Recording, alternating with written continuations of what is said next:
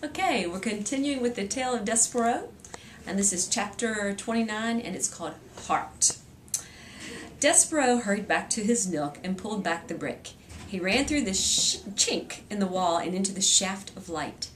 But in the mouse's haste, he fell, poof, flat on his nose into a pile of soot.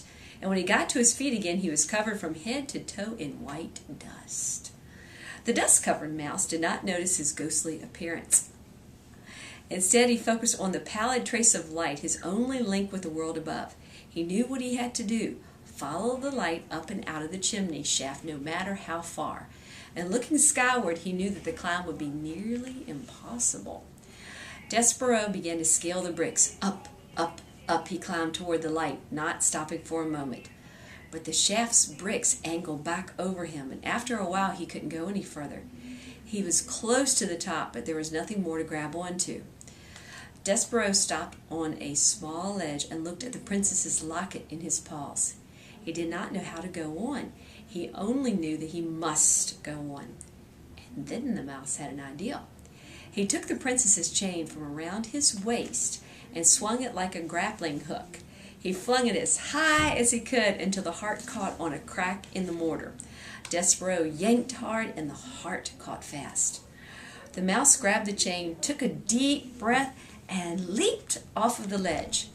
He swung into the air, dangling in the darkness. That's well written. Slowly he began to pull his little body skyward. Paw over paw, inch by inch, he fought his way to the light. Despereaux clutched the shaft's top brick with his little paw, and with great effort he pulled himself out and into a crawl space. And when the mouse stood and wrapped the chain around his waist again, he realized he had accomplished something unbelievable. He had escaped from the dungeon. But as soon as Despereaux raised his head, he saw that a more perilous challenge still lay ahead of him.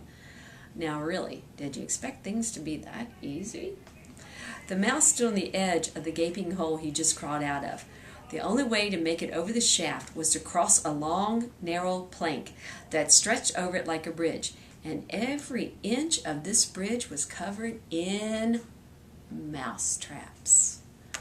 Despereaux swallowed hard. The traps went on as far as he could see, so many of them, a jumble of springs and bars waiting to break his neck, and falling off the bridge would be just as fatal. Despereaux placed a paw on the gold heart around his waist and closed his eyes. Then he opened them again. He had come this far. He backed up a couple of steps, and then with a burst, the mouse ran forward. Yes, the little mouse ran. He hurled himself at the traps, setting them off one after the other. Snap, snap, snap, snap, snap. Despereaux twisted, turned, and somersaulted, tripping one trap with an ear, tripping another with his tail. He used every bit of skill and experience to dance through the line of traps. All at once there was a flurry of flying springs and more snapping metal. Bits of cheese flew into the air and dropped down the shaft. Snap, snap, snap, snap, snap, snap, snap.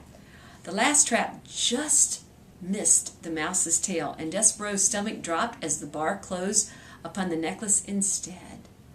With a final snap, the trap flew into the air, taking the necklace with it. Despereaux lunged for the golden heart, but it slid through his fingers. He watched as P's heart disappeared into the blackness. In the mouse's absence, every seat of the Colosseum had been filled. A few plump-bellied rats lounged in the royal box. It was a luxurious setting. An enormous magnifying glass rose decoratively from the box's roof, and inside servants fanned Botticelli and his guests with feathers and offered platters of food. Roscuro reclined among them like a king.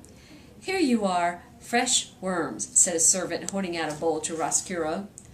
"Oh, Roscuro said, lost in his own thoughts. "Thank you."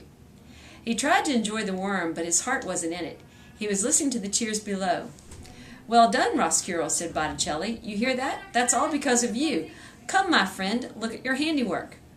Roscuro looked out at the spectacle. Hundreds of tiny orange lights glowed in the stands, and torchlight washed over the Colosseum floor. The audience looked with anticipation in an arched doorway where on either side a line of rats drummed a slow and steady beat. Parum, parum, parum. Do you remember this sound? If you do, then you already know what follows cannot be good. And it was not. What emerged from the doorway was a shocking sight. A team of rats rolled out a large figure tied to a board with an intricate lattice of rope. It was a human, and her entrance made the Colosseum explode in applause. The rats cheered as Princess P was pulled to the center of the Colosseum floor.